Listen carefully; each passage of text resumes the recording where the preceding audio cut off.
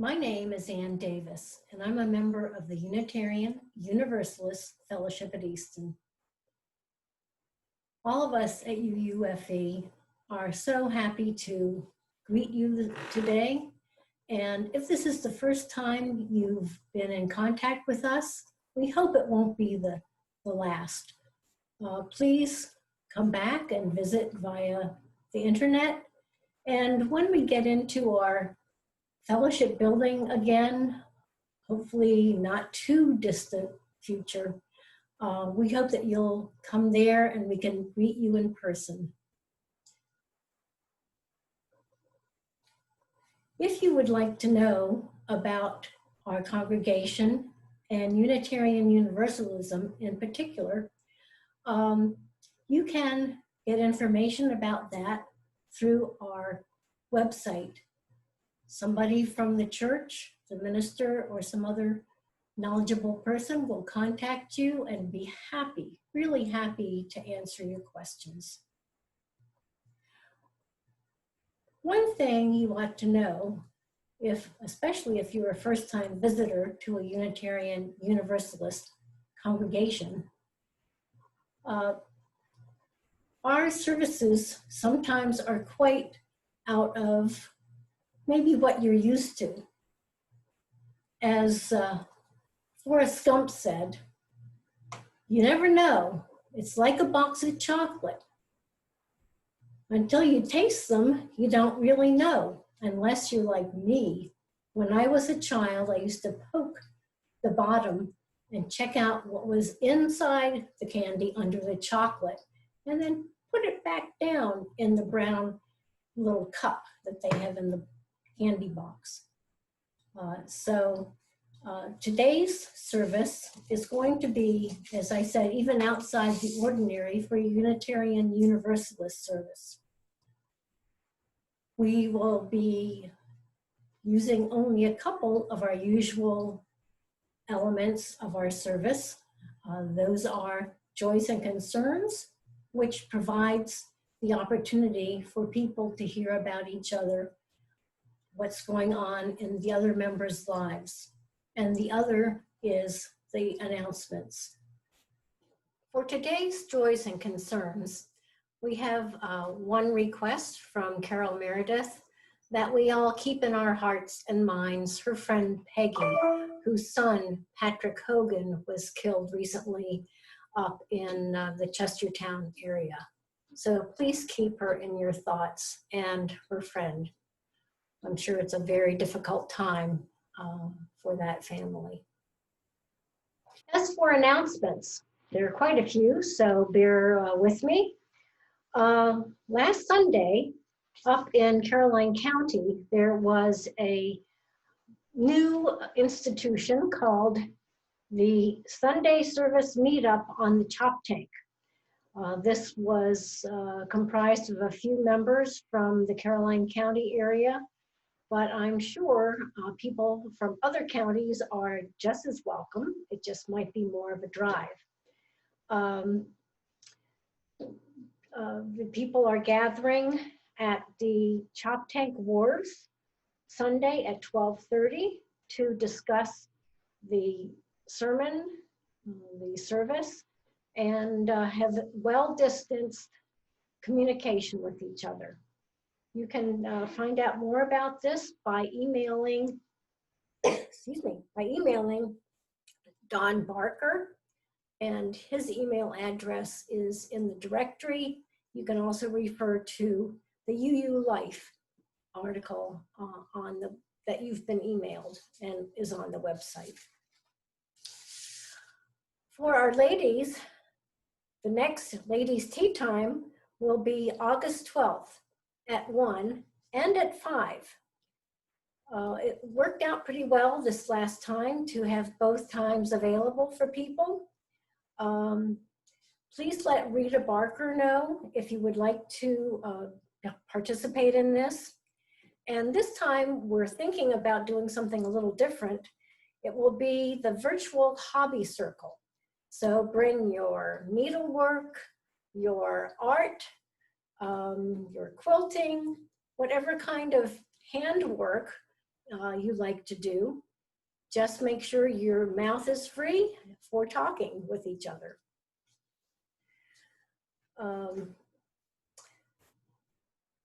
There's going to be the second offering of the discussion group, also known as the UUFE Book Club. It will be meeting again on Sundays on September 6th at 6 p.m. Yes, that is Labor Day. So if Bojena gets enough requests to move it, she will do so. The next topic will be a conversation about the manifestation of white supremacy in the institution of child welfare. Well, that's quite specific, but I'm sure there are issues that span a lot of different institutions and places all around our society. The website link for that is on our website in the UU Life, or I'm sure you can also contact Bojena and she'll be glad to connect you up with the proper link. Don't forget, coming up September 20th is our annual meeting. It's going to be very important. There will be discussion of the budget, select the new leadership, and we'll be meeting in a virtual format, very different from our usual. So please be on the lookout for emails describing how to participate in that. And I know that the board, the finance committee, and for that matter, the whole congregation wants to remind you that just because we're not meeting in person at our site at the fellowship building, there are ongoing financial responsibilities that we need to meet. Please go to the website and click on the donate button to provide that financial sustenance that the congregation needs. That can be for in place of the plate donation that we usually do on Sundays, as well as your payment of your annual pledge. So please attend to that as soon as it's convenient for you. Our theme for today is our favorite cartoons.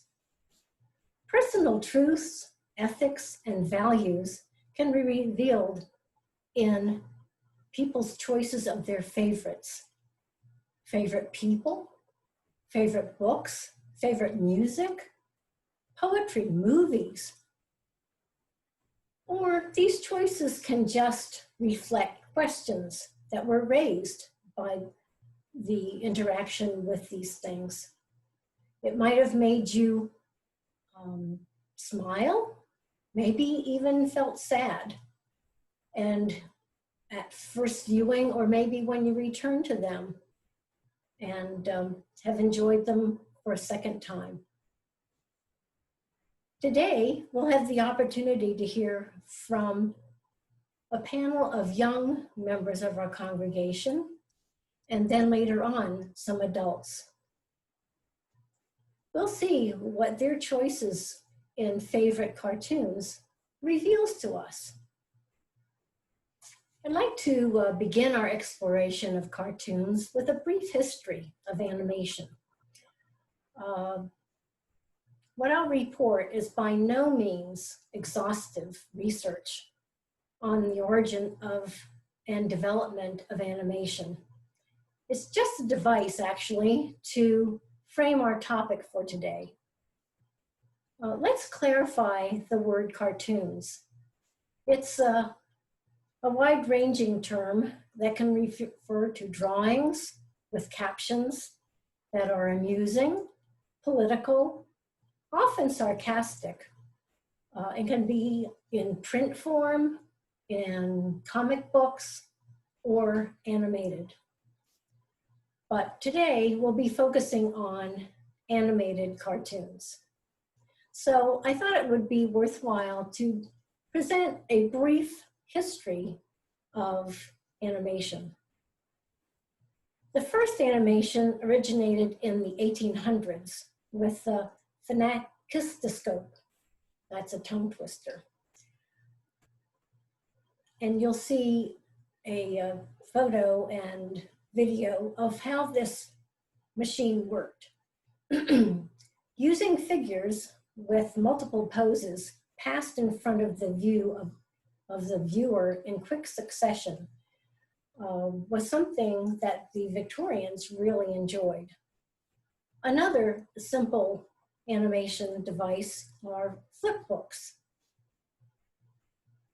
They are fun to make for yourself.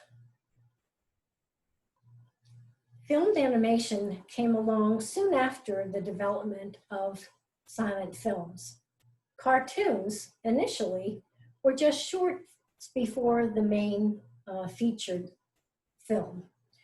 And today, of course, we have many, many feature-length cartoon movies.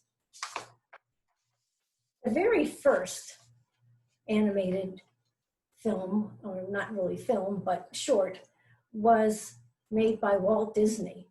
And that was Steamboat Willie. And that was produced in the early 1920s. It's definitely cute, and he evolved to be the most recognizable and popular cartoon figure around the world. Just think, the commercial empire that's been created and ridden on the shoulders of that little guy, that little mouse. Close behind this cheese-eating rodent came Betty Boop, a sort of femme fatale, sort of maybe airhead,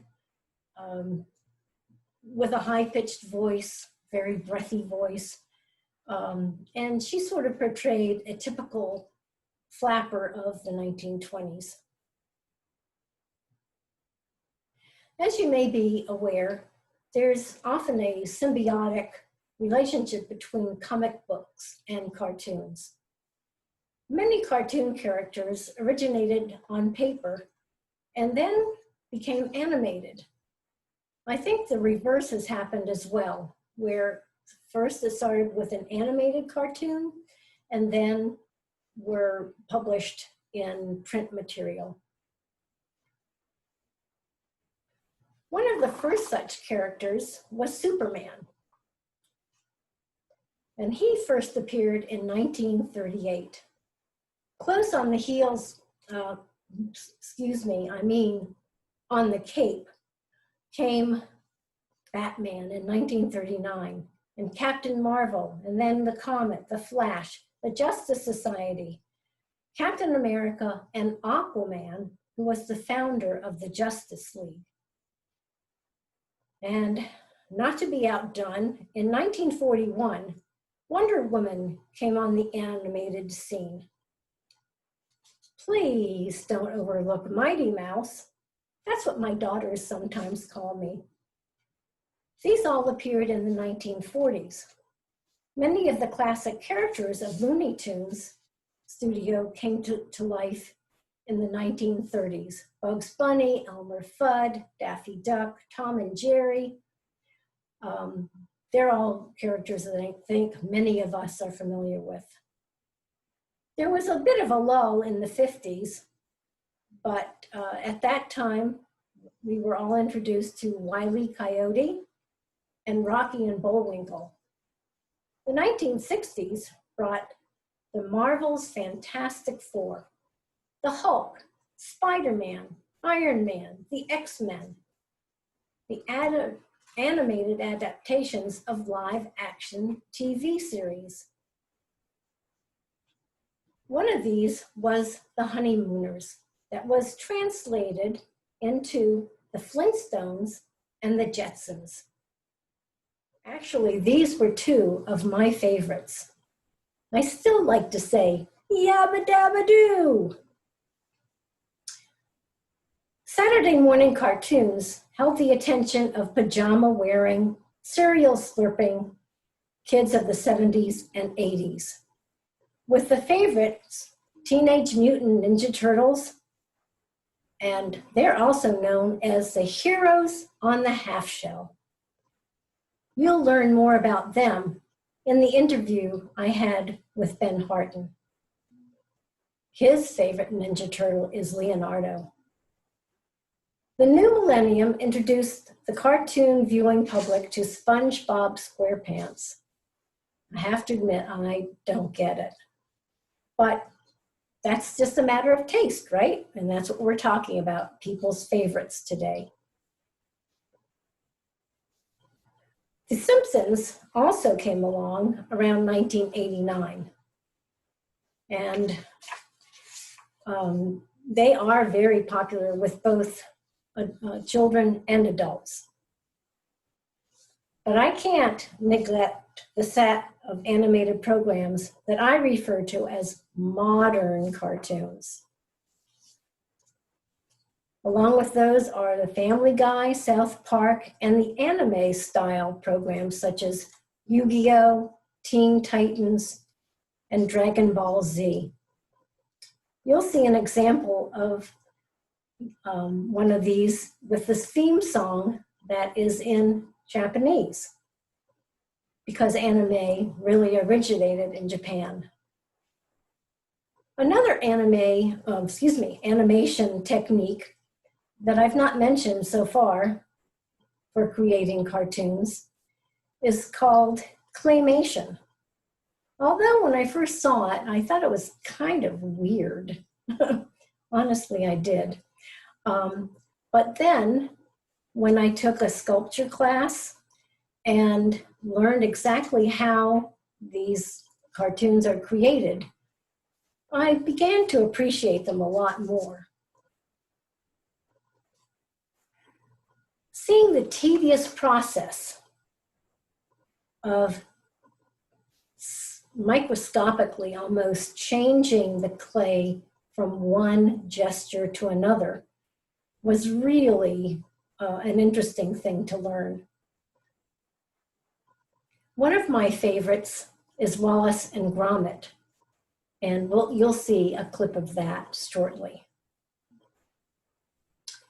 So here you go. Here is a review of many of the cartoons I mentioned, and I hope it will bring back some pleasant memories of when you were sitting on that couch, slurping your cereal, and having a cartoonathon in your own home.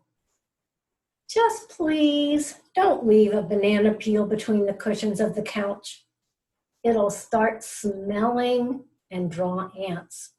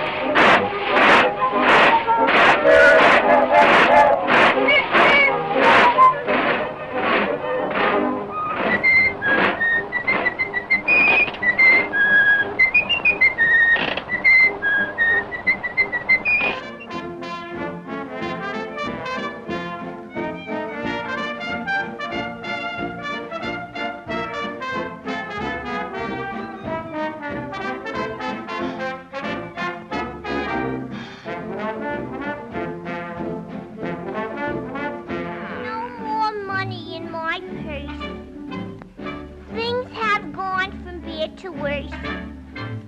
What's to do about it? Let's put out the lights and go to sleep.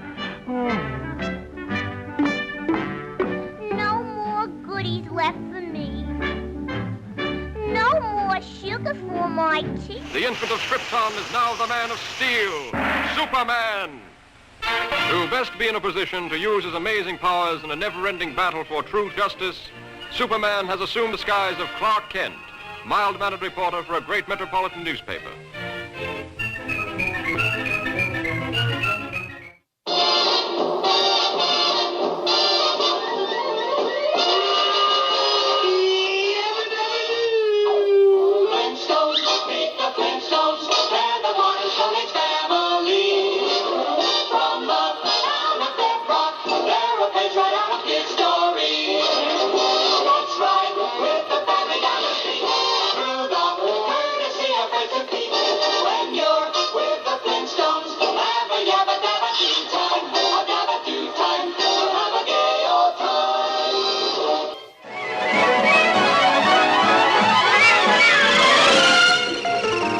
George Jetson,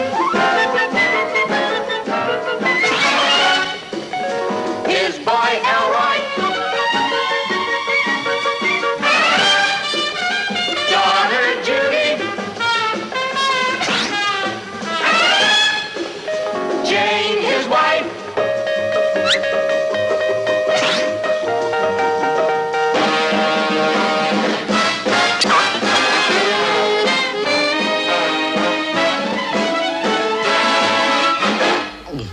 Gromit. That's it. Cheese. We'll go somewhere where there's cheese. Cheese, Lancashire, Cheddar, Wensleydale, Philadelphia, Tesco's.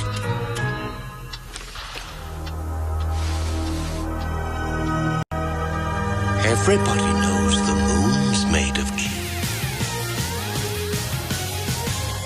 孤独でも一人じゃないさ生まれてきたことに必ず意味がある You can smile again 太陽浴びて You can fly away 世界は君の輝きを待ってる Thank goodness for Zoom and other electronic meeting devices, services, I guess I should say.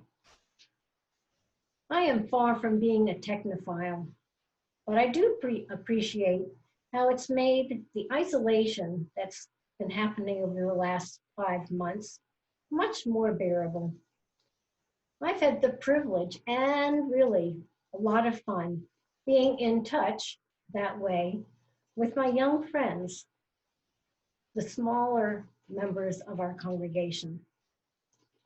What you'll see next is a panel of our children interviewed via Zoom. Following each of the interviews will be a clip of their favorite cartoon. Green Ninja and Ninjago. Okay, so what is it that you especially like about the Green Ninja? He's the best ninja. He's the best ninja, okay. So what's good about being the best ninja?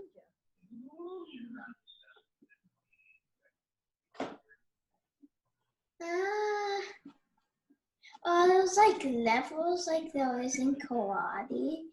So Okay, there are levels, yeah, and every ninja is on a different level, and then the best ninja becomes the green ninja. That's the ninja that's on the best level or the highest level. Okay, so it's kind of like being a black belt in karate. Yeah. That's the highest level that you can get. Okay, so does that mean that he has gotten all the skills that he can possibly get? Yeah. Would you want to be the Green Ninja? Yeah. Yeah.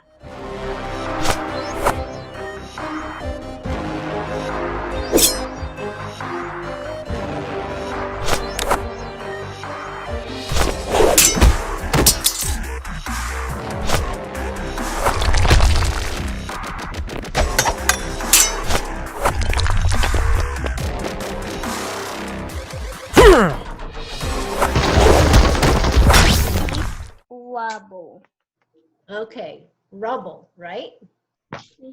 That's him a flushing dog. Okay, does he help build things? Uh-huh. And why do you like him the best? Because I'm a flushing builder. He's the best builder? Mhm. And is that something you'd like to maybe do someday, be a builder? Great.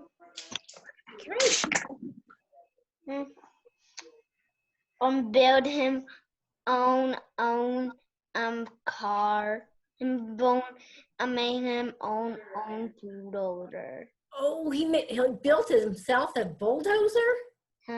Oh, No, him own bulldozer. his own bulldozer. Him own bulldozer out of sand. Wow, out of sand? That's amazing. Calling the Paw Patrol. Come in. We've got a problem. Rubble here. I'm a construction pup. I dig digging and have lots of cool tools. Can you clear that rubble? Let's dig it! If someone's in trouble, it's Rubble on the double. We have to help the itty bitty kitty. I mean, we have to save her. Save the day with Rubble and his puppy pals on Paw Patrol, a brand new series. Premieres Monday night, August 12th at 8:30 on Nick. Can you tell me about your favorite cartoon character? I like Barbie. Barbies? Oh, well, what's so special about Barbie? Well, because I like when they go camping and go to the water park. Okay. So does she do things that you think would be fun to do yourself? I get it. All right. So what other adventures has she had? Going to the water park and what else? At the library and surfing. Wow. I like her dream house. Well, that is really cool. Okay. It was sweet of Raquel to invite us. This party's gonna be off the hook. You know, Barbie, sweet and Raquel are two words you don't hear together much. Come on, Nikki. It's gonna be a lot of fun. Whoa. What were they thinking? Ben, who do you like? Raffaello? Donatello? Which one do you like?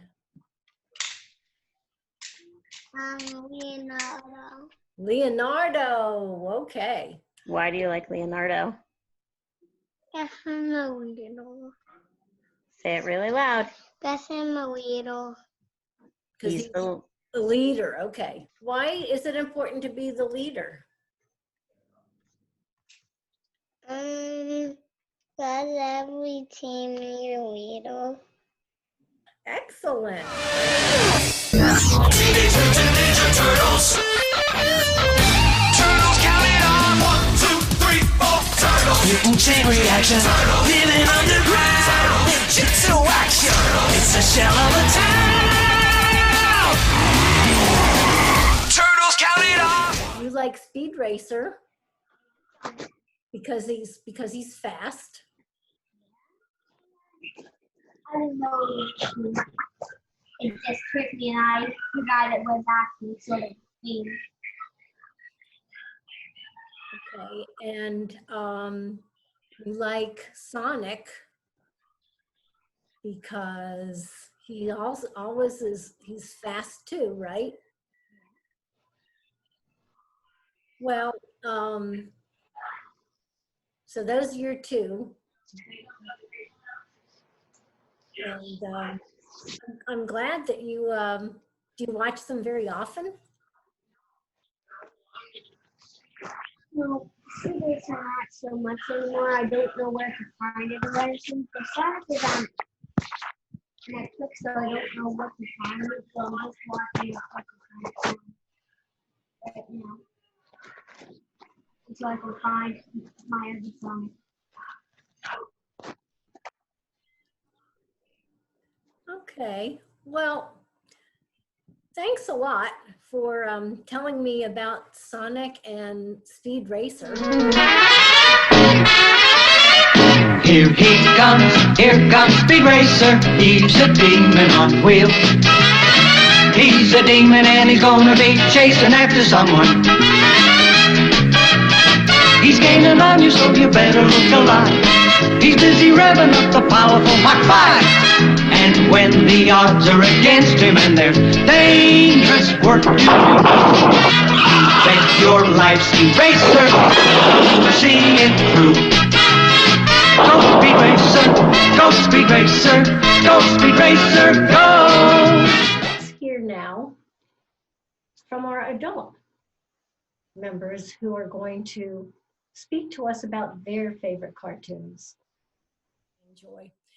Our first adult who's going to talk to us is Rita Barker. So Rita. Hello. Hi, how are you today? Tell us about your cartoon memories. Okay. First memory, and when you asked me about sharing a cartoon, was of a cartoon called Audrey. It was one that my sister and I, my older sister and I used to watch together. And it was a fond memory of being together with her. But when I looked into watching old YouTube videos of the cartoon, I was really surprised of what I did not remember.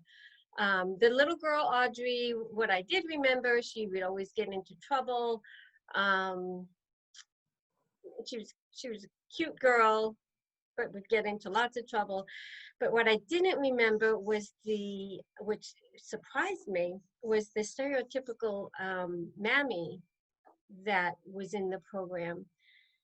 And I just didn't feel like it was appropriate to be sharing.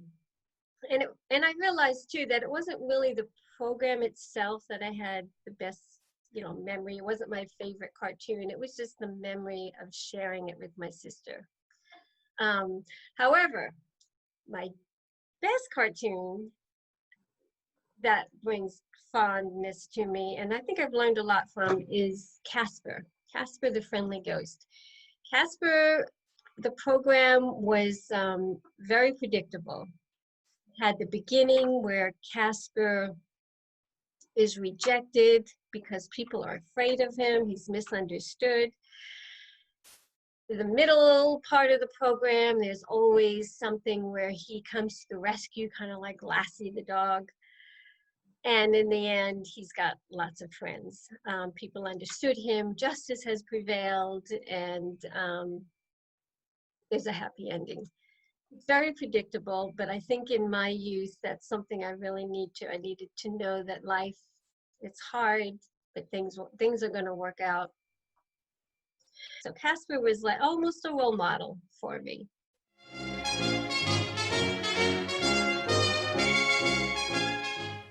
Hello, Mr. Sailor. Ahoy there, matey. Huh? I goes! Golly, I didn't mean to scare him.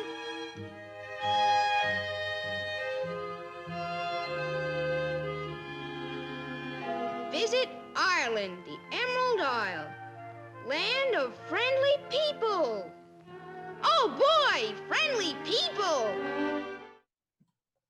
Okay, so now we're going to hear from David Stevens about his favorite cartoon and why it's been meaningful or so enjoyable for him. Take it away, David. Okay, well, thinking back on my childhood, certainly Bugs Bunny was my favorite character. And I'm thinking as to why kids probably love Bugs Bunny. And he was the trickster, the joker, and the one who always was up against the big odds, like Elmer Fudd and his gun. But he was always getting the better almost everyone that he had to deal with. And it was just fun. It was fun for a kid.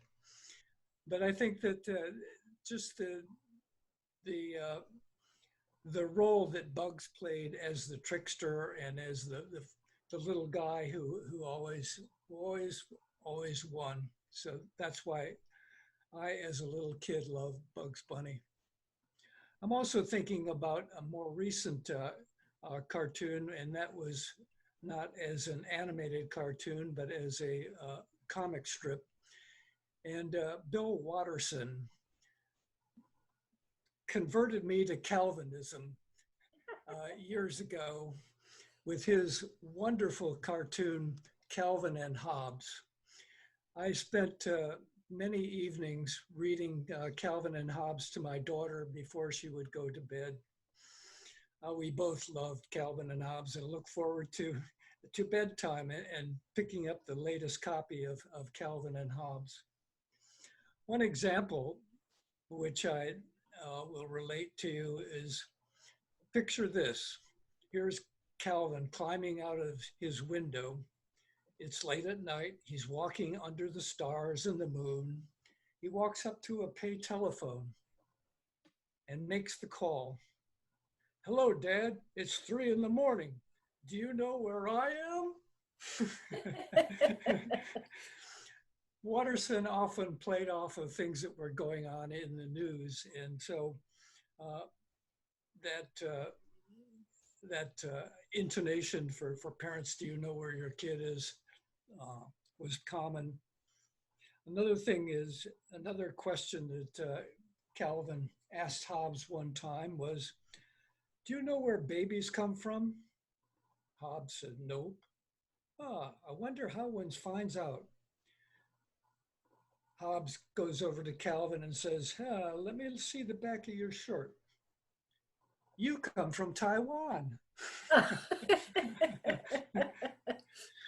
So Calvin and Hobbes was both fun and good for me and my daughter.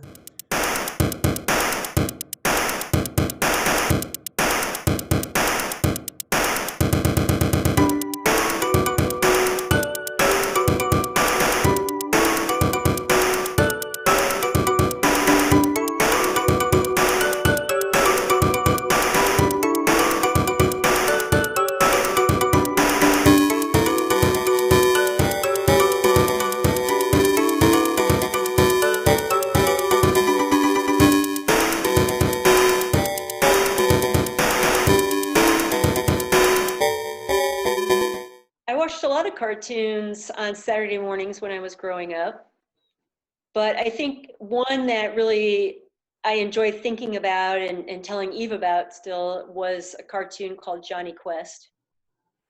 So Johnny Quest was this boy, and he lived with his dad, who was one of the top scientists in all of the world, and they would travel around on a big research boat with a boy named Haji, who was adopted by his dad, and then a special government agent who was protecting them, and the four of them would travel around the world solving scientific mysteries. Oh, that sounds interesting. Do you think that was a precursor to your career? Maybe. I mean, yeah, maybe. Shadowing of the things that I would be interested in, because I probably watched it when I was, 8, 9, 10 years old. Was there any one particular adventure that sticks out in your mind? No, not really. It was a long time ago.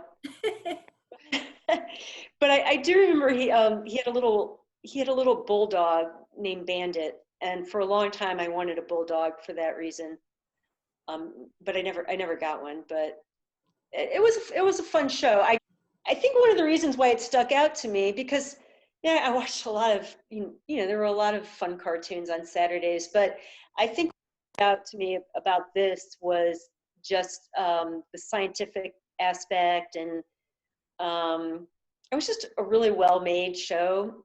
And I actually was looking about reading why it was canceled, and they said the production cost was just too high. So it must have been, a well-made show they couldn't keep up with. Okay. Well, great. Well, thank you very much for sharing that with all of us.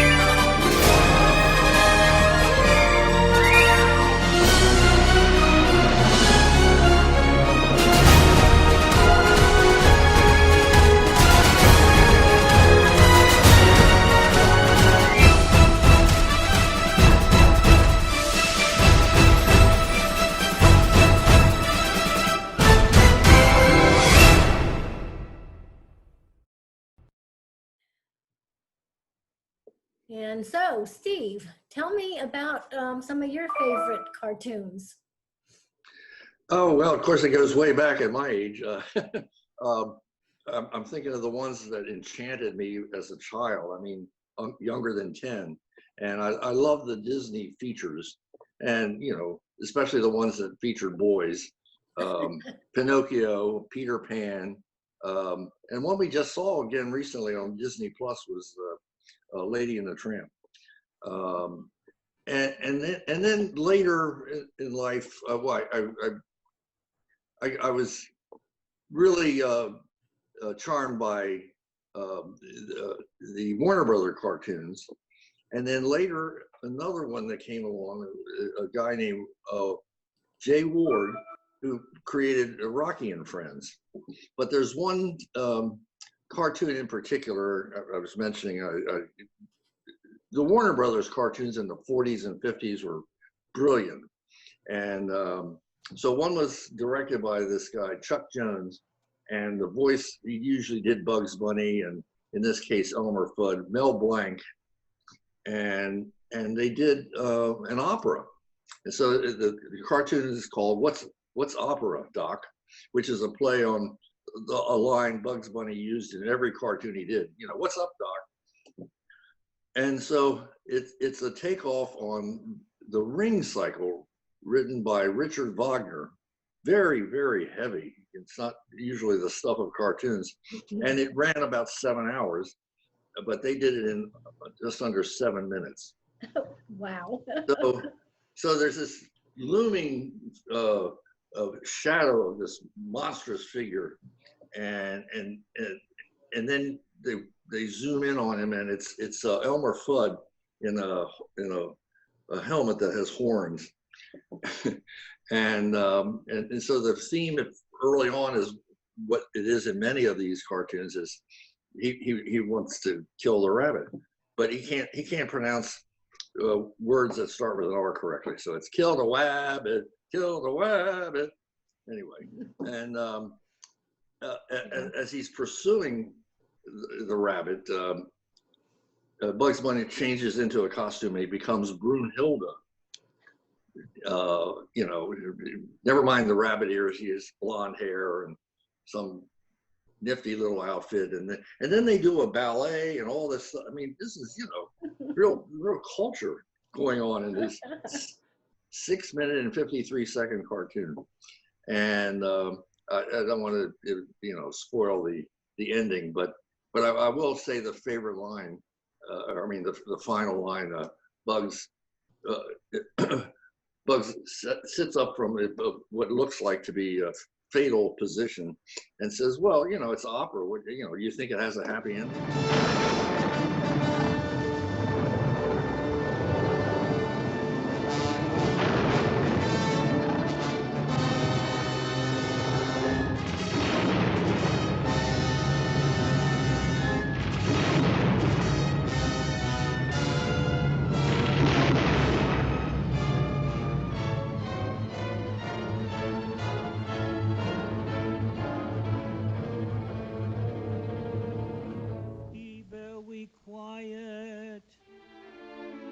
hunting rabbits.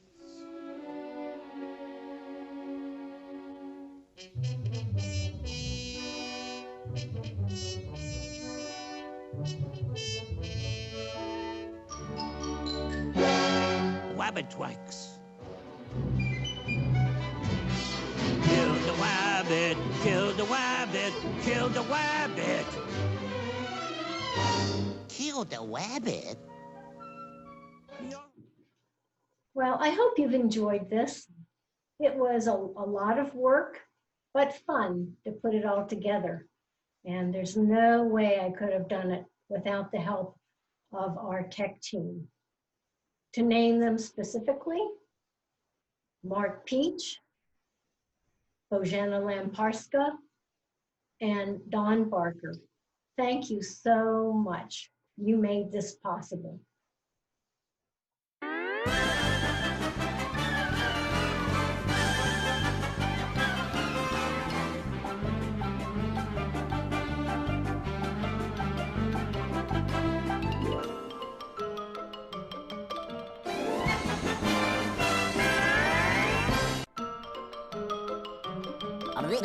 That's all, folks.